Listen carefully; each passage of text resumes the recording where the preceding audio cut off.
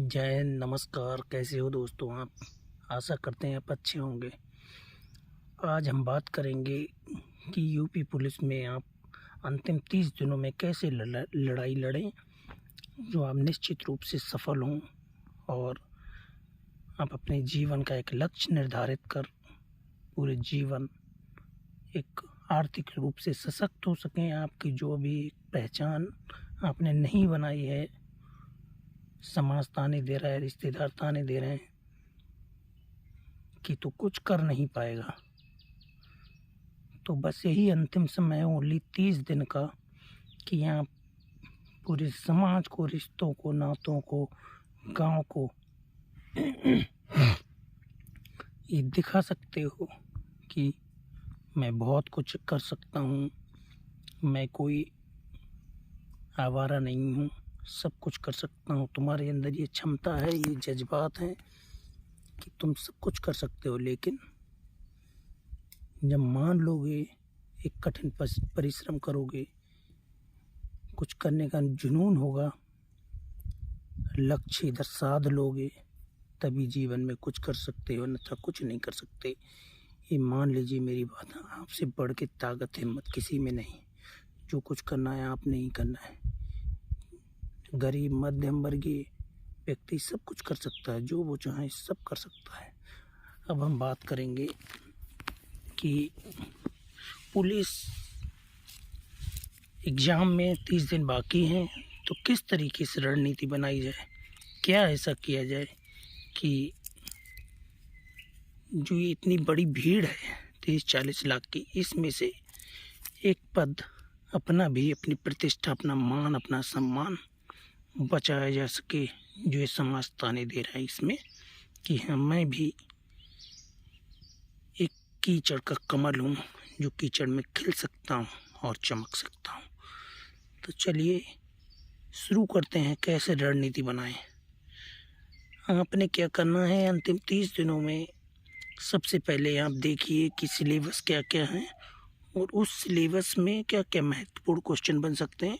उस पूरे सिलेबस को ठीक से पढ़िए।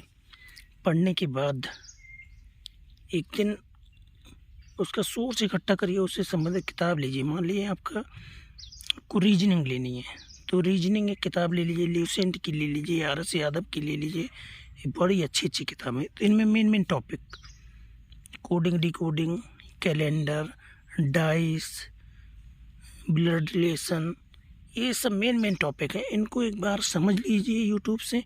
उसके बाद उससे संबंधित 150 क्वेश्चन कर डालिए, आपका वो क्लियर हो जाएगा। रीजनिंग में बता रहा हूँ, सारे टॉपिक जो मेन टॉपिक हैं आपके सिलेबस में, वो पढ़ लीजिए।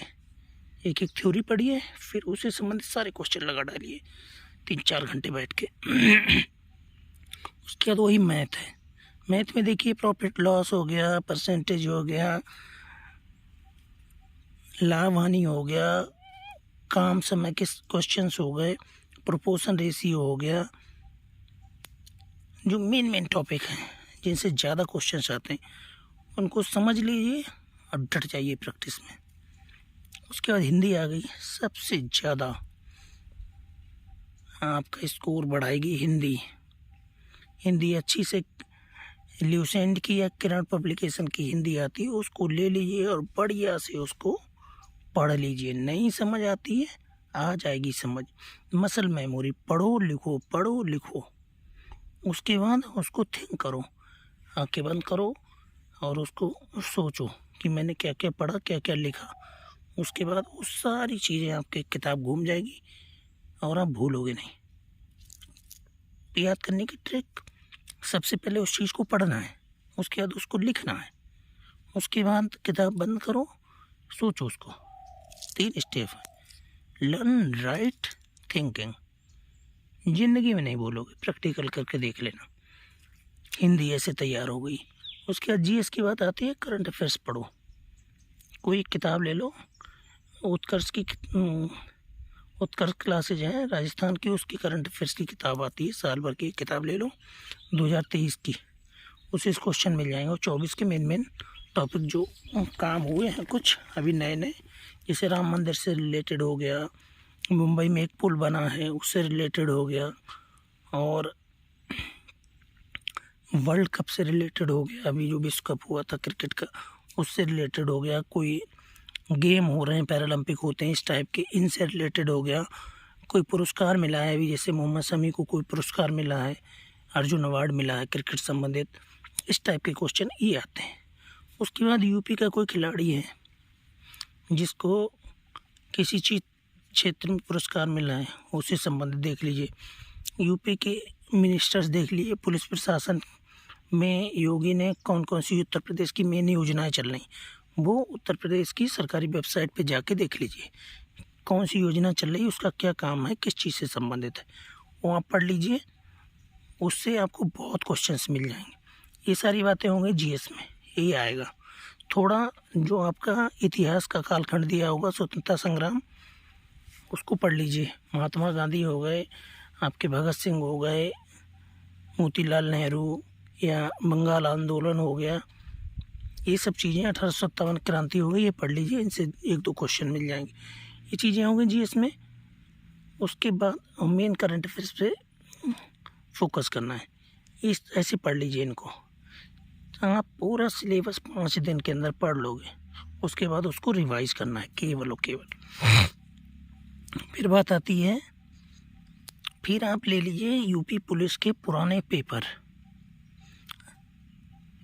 निकाल लिए, किस टाइप के 8-10 साल के पेपर, जितनी परीक्षाएं हुई हो, किस टाइप का पेपर आता है यूपी पुलिस का, वो आराम से बैठ के पढ़ो, रिसर्च करो उसमें कि किस चीज़ के कैसे पेपर आते हैं।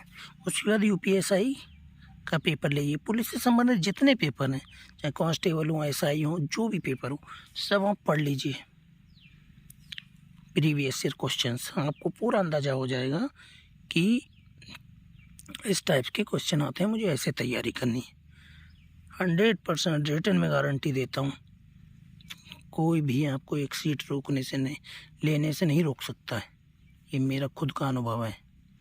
अगर अनुभव के आधार पे काम करोगे तो आपको कोई नहीं रोक सकता। और दूसरी बात कि नींद चैन त्याग दो, 30 दिन ये मान लो तुम वनवास में हो और तुमको जो करना है वो इन 30 दिनों में, तुम दुनिया में हो नहीं, तुम ऐसा सोच लो कि दुनिया तुम्हारे लिए मर गई, तुम दुनिया के लिए मर गए। 30 दिन लापता हो जाओ, गायब हो जाओ, 100% रिटन में लिख के दे सकता हूँ मैं, गारंटी से स्टाम्प पे साइन करा लो, नौकरी मिल जाएगी भाई साहब, अगर ये बातें मान ली। एक देश के जांबाज जवान कमांडो का ये आपको वचन है, हमारा वचन ही सत्य है। अगर आपने बात मान ली तो निश्चित रूप से आपको सफल होने से कोई नहीं रोक सकता है। आशा करता हूँ अगर आपको ये वीडियो अच्छी लगी होगी, इस चैनल को सब्सक्राइब करोगे और लाइक करोगे, शेयर करोगे, और आशीर्वाद मेरा आपके ऊपर है। जो बोल दिया एक वर्दी वाले आदमी ने, निश्चित रूप से आप सफल होगे, नौकरी मिलेगी। जय भारत।